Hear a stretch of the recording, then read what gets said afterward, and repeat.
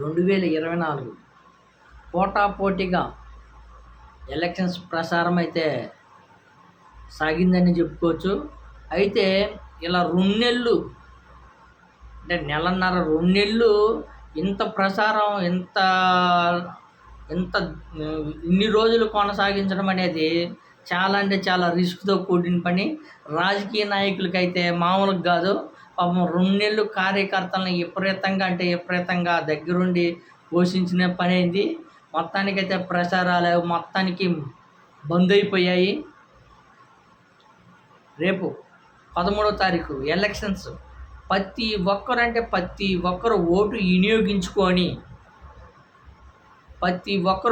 వినియోగించుకొని ఓటు అనేది ఎవరు వృధా చేయకుండా ప్రతి ఒక్కరు వినియోగించుకోవాలని మనస్ఫూర్తిగా కోరుకుంటున్నాను.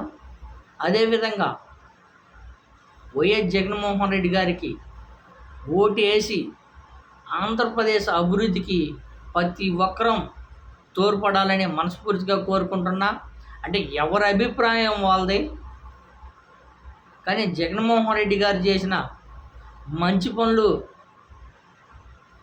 అయితే నవరత్నాల్లో భాగం కానివ్వండి, అదే కానీ అభివృద్ధిలో భాగం కానివ్వండి, చాలా అంటే చాలా మేలు చేశాడు.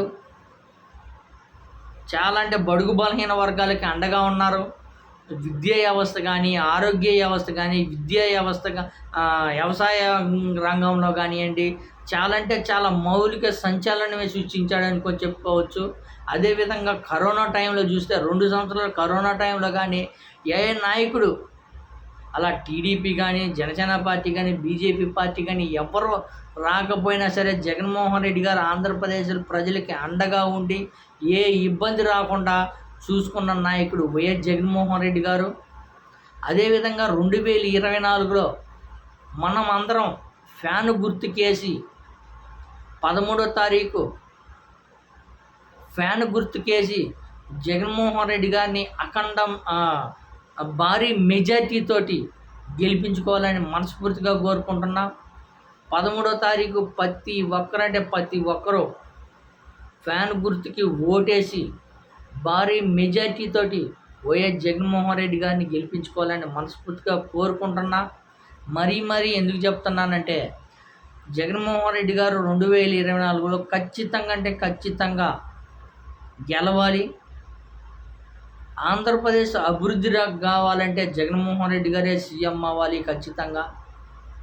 ఎందుకంటే ఇప్పటిదాకా కొనసాగించిన పథకాలు కానివ్వండి, ఇప్పటిదాకా తీసుకొచ్చిన సంస్థలు కానివ్వండి, పోర్టులు కానీ, షిప్పింగ్ యార్డ్స్ కానివ్వండి, మెడికల్ కాలేజీలు కానివ్వండి, పెద్ద కంపెనీలే కానివ్వండి, ఇవన్నీ మళ్ళీ కొనసాగించాలంటే జగన్మోహన్ రెడ్డి గారే రావాలి తప్ప మరొకరు ఎవరు వచ్చినా కానీ ఈ పనులు చేయలేరు.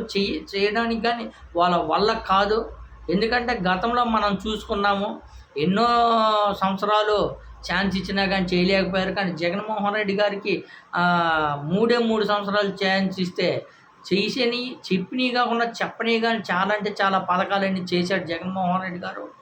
13వ తారీఖు ఖచ్చితంగా ప్రతి ఒక్కరూ ఓటేసి మీ ఓటు వినియోగించుకొని వైఎస్ జగన్మోహన్ రెడ్డి గారు ఫ్యాన్ గుర్తుకి ఓటేసి భారీ మెజారిటీతో గెలిపించాలని మనస్ఫూర్తిగా కోరుకుంటున్నా.